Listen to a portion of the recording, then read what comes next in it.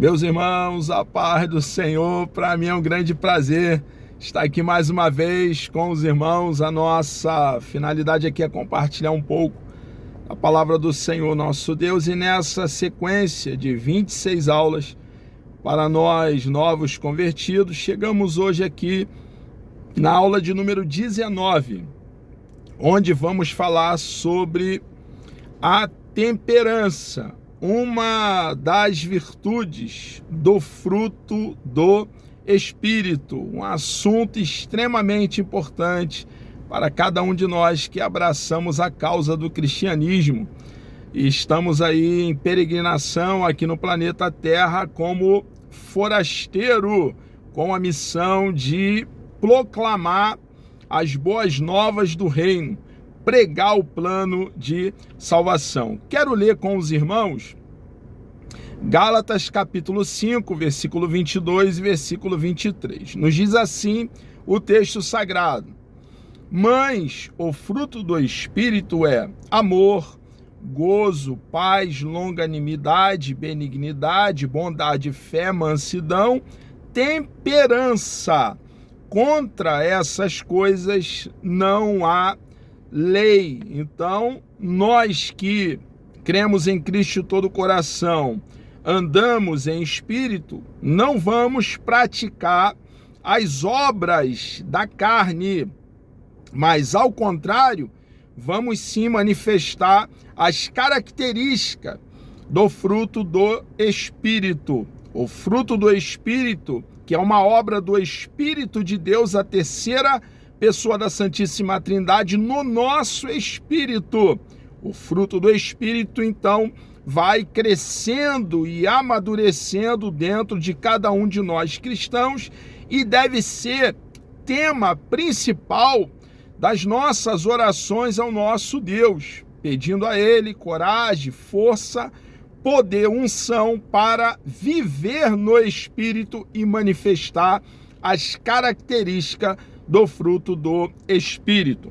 Conforme nos afirma o dicionarista Aurélio, temperança é a qualidade ou virtude de quem é moderado ou de quem modera apetite e paixões, sobriedade. Então nós, irmãos, devemos, como seguidores de Cristo, como semelhantes a Cristo, é a definição da palavra cristão, ser sóbrios, moderado, ter domínio próprio.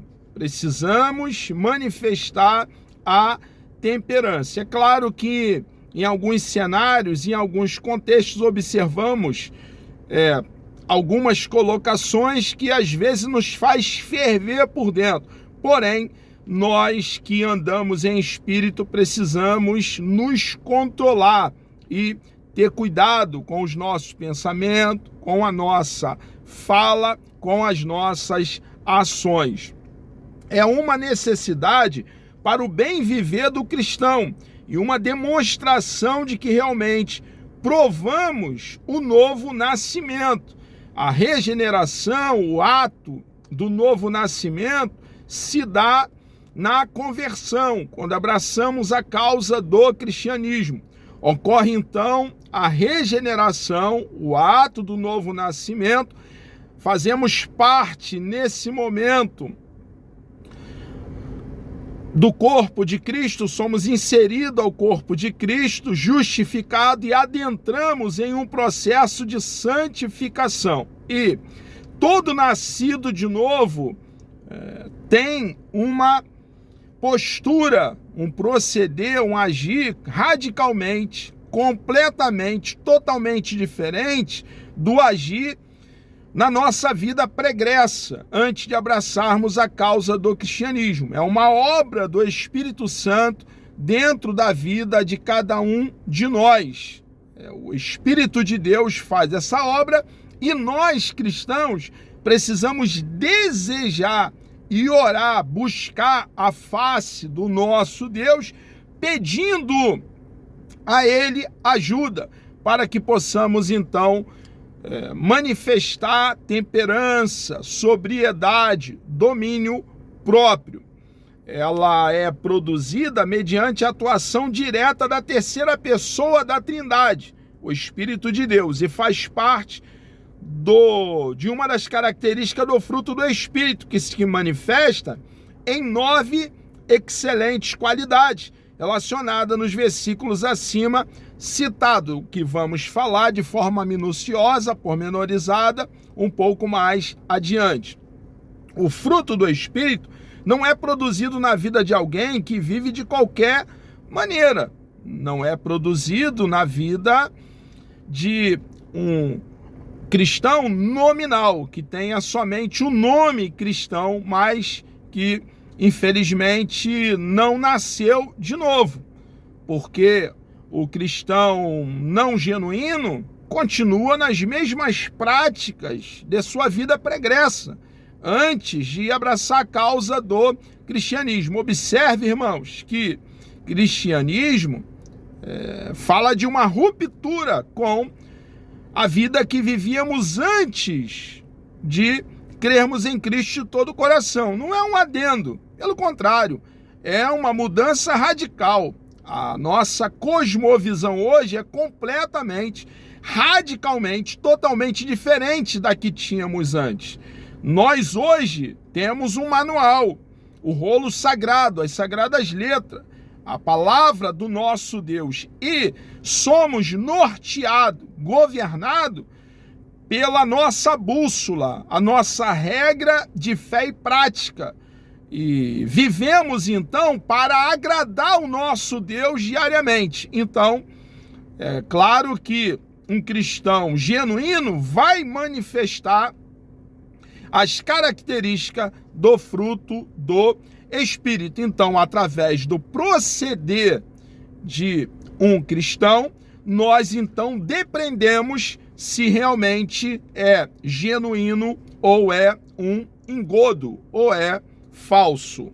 O cristão precisa dedicar-se à oração, ao estudo da palavra de Deus e passar por várias provas para alcançar o seu crescimento espiritual. O nosso desenvolvimento espiritual na fé, que é a vontade de Deus para nós, passa diretamente por oração, tomarmos tempo para estar a sós com o nosso Deus, falando com Ele, passa por tomarmos tempo para jejuarmos, passa por tomarmos tempo para debruçar sobre o rolo sagrado, as sagradas letras, e estudando, examinando, ponderando sobre o nosso manual, vamos transformando as suas verdades em realidade na nossa própria vida. Ao analisar uma por uma as virtudes produzidas pelo fruto do Espírito, você chega à sublime conclusão que há um preço a ser pago. O cristianismo fala de abnegação, de renúncia, de desprendimento, de andar com Deus, de viver diariamente em sintonia com Deus, intimidade com Deus, e isso nos leva a uma vida de renúncia. Para alcançá-lo, mas requer uma vida de renúncia. Para alcançar tal maturidade, um preço a ser pago para alcançá-lo, mas a alegria é imensurável. Ele sustenta até a sua partida ao encontro de Cristo. É claro que no cenário qual nós nos encontramos, no contexto atual, nos dias odiernos, século 21, nós estamos em um charco de lodo. A igreja está no meio desse charco de lodo. A sociedade, influenciada pelo príncipe da potestade do ar, é hostil a nós, é contrário a nós. Por quê? Porque nós amamos o nosso Deus e a humanidade odeia a Deus, está escondida entre árvores. Por esse motivo que nós, a igreja, aqui estamos para pregar as boas novas do reino, falar do amor de Jesus, o plano de salvação, o que Deus fez para reconciliar a humanidade com Ele, o que Deus fez para resgatar a humanidade que caminha para juízo, condenação e inferno. E quando nós anunciamos o plano de salvação, o Evangelho, as boas novas do reino, nós não estamos anunciando num terreno vazio. Pelo contrário, o terreno está dominado pelo príncipe da potestade do ar. Então, o contexto é hostil. O cenário é um charco de lodo, irmãos, o qual cada um de nós que somos cristãos hoje nos encontrávamos. Alguém vai dizer: evangelho é bom para aquele que era viciado em cocaína. Evangelho é bom para aquele que era viciado em bebida, para aquele que roubava, para aquele que furtava. Para esses é bom. É um ledo engano. Essa ideia está completamente equivocada. O evangelho é para aqueles que vivem à margem da sociedade, que estão aí com práticas dissolutas, desregrada, mas o evangelho é também para o homem de bem, o que paga os seus impostos em dia, o trabalhador, aquele que não tem vício, que é marido de uma só mulher, a mulher que é mulher de um só homem. Por quê? Porque toda a humanidade está morta espiritualmente, morta em delitos e pecado, como nos afirma Paulo em Efésios capítulo 2. O evangelho deve ser anunciado àqueles que são marginalizados, vivem uma vida desregrada, dissoluta, mas também deve ser anunciado àqueles que têm um bom caráter, que têm uma boa moral, um caráter ilibado, porque ambos caminham para juízo, condenação e inferno. Nós podemos aqui falar, por exemplo, das nossas autoridades, às quais nós cristãos devemos nos submeter, que tanto o ex-presidente, o Bolsonaro, como o atual presidente, o Lula, ambos de mãos dadas caminham para juízo, condenação e inferno.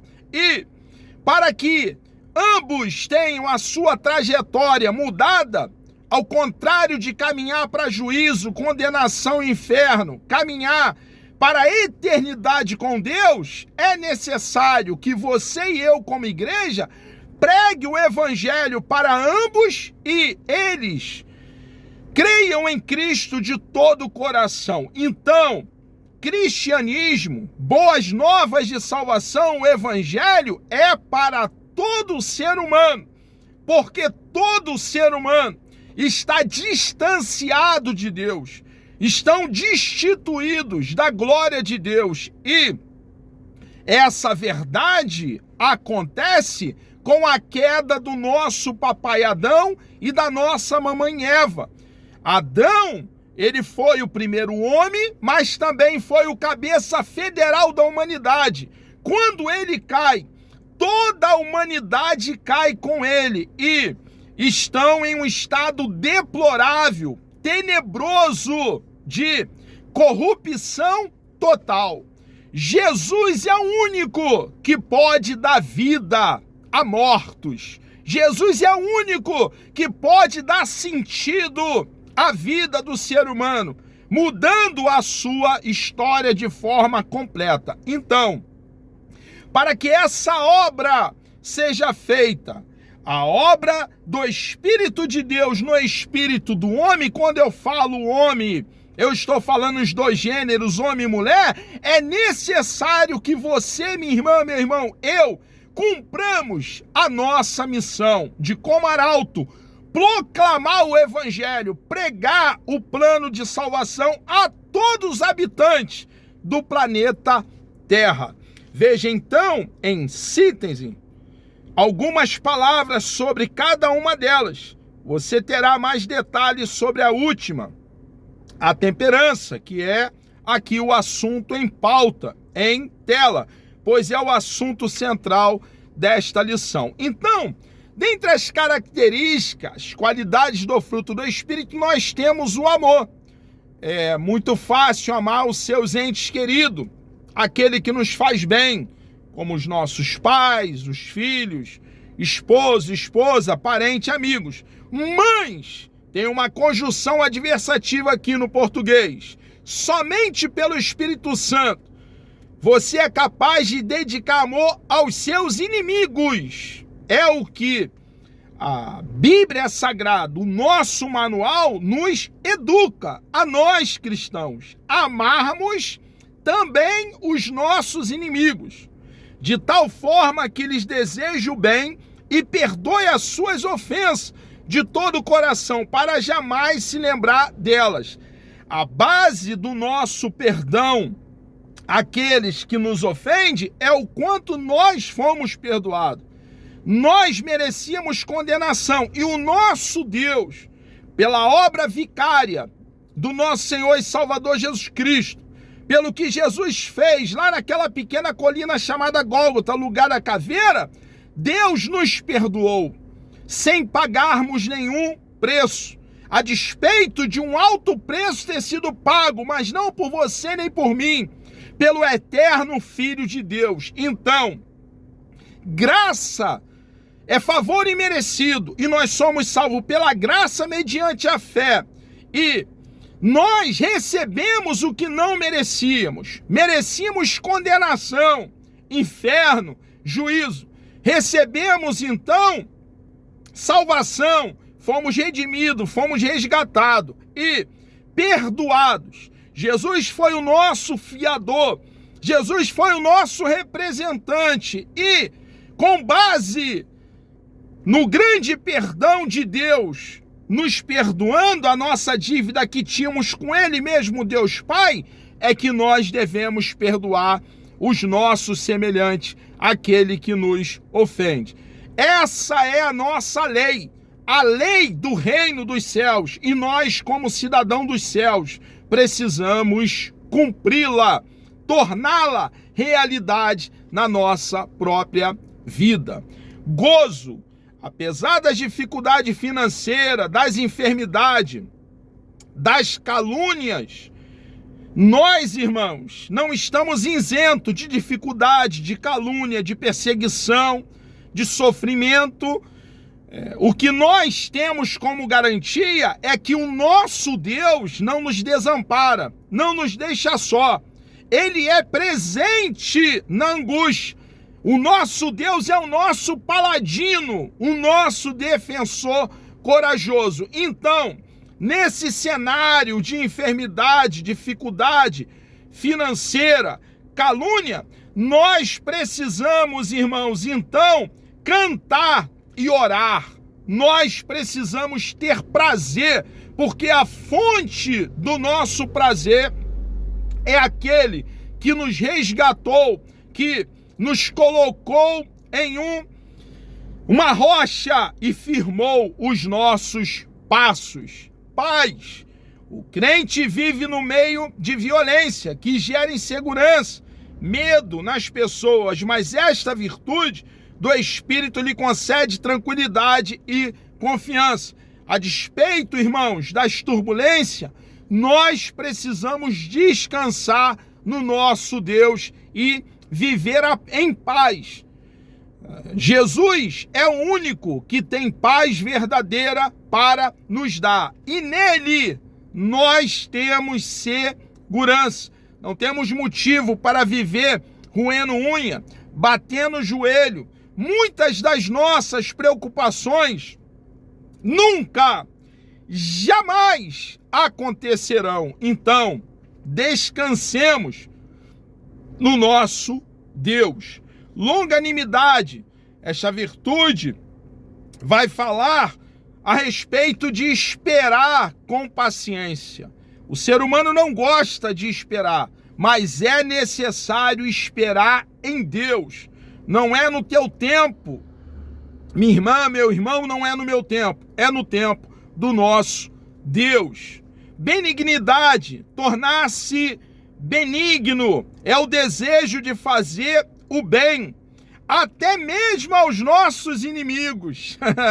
É a lei do nosso Deus, a lei do reino, o qual nós fazemos parte como cidadão dos céus. Bondade, se antes você praticava o mal, agora é bom para todos, sem acepção de pessoas. Nós cristãos não devemos fazer acepção de pessoas, irmãos. Devemos ter todo ser humano como iguais. Nós brancos, nós negros, nós pardos, todos somos iguais. Viemos todos de um só homem. E o homem, o qual estou fazendo alusão, é o nosso papai Adão. Então não há por que fazermos acepção de pessoa, porque é pecado fazer acepção de pessoa. Fé é a certeza, irmãos, que Deus é conosco, que o Deus Todo-Poderoso, Criador dos céus, da terra e do mar, que Ele não falha, que Ele não nos decepciona e podemos contar com Ele. A mansidão, devemos então, ao contrário de dar vazão à cólera, à ira, ser manso, nos controlar, nos dominar. E o assunto qual temos em tela, a temperança, parece ser o somatório de tudo. É sobre esta qualidade do fruto do Espírito que nos concentraremos nesta lição.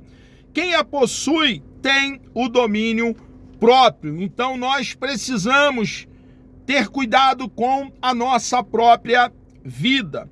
Necessidade de autocontrole. Precisamos ter autocontrole nas nossas palavras, autocontrole nas nossas ações, como vamos agir, como vamos proceder, e autocontrole, irmãos, que é temperança, sobriedade, irmãos, nos nossos pensamentos, que tudo se inicia aqui, no nosso pensamento, dentro do nosso coração. Irmãos, existe nosso cenário, como sempre existiu depois da queda do nosso papai Adão e da nossa mamãe Eva, causas da intemperança. E dentre as causas está o álcool, o alcoolismo. Está também o fumo, o tabagismo. E também a glutonaria, que é o apetite desordenado. E também a sensualidade, que é o amor aos prazeres materiais. Nós devemos ter, então, domínio próprio. Cuidado. Nós que abraçamos a causa há pouco, somos novos convertidos na fé, tendo a Bíblia como nosso manual, precisamos ser norteado e governado pela palavra do nosso amado e bondoso Deus. Meus irmãos, chegamos aqui ao término de mais uma aula. Que Deus vos abençoe, Deus me dando vida até lá, querendo o nosso amado e bondoso Deus. Na próxima aula, na aula de número 20, falaremos sobre o perdão. Vamos orar? Deus amado, nós louvamos e engrandecemos o teu santo, bendito e precioso nome. Muito obrigado por essa grande oportunidade de poder compartilhar, Senhor, da tua palavra com verdade, dando um corte reto. Ó Deus amado, muito obrigado por esse dia, por nos trazer até aqui. Peço a tua bênção sobre todos os novos convertidos que estarão participando dessa aula. Entrego nossas vidas nas tuas mãos e assim oro agradecido por tudo, em nome de Jesus.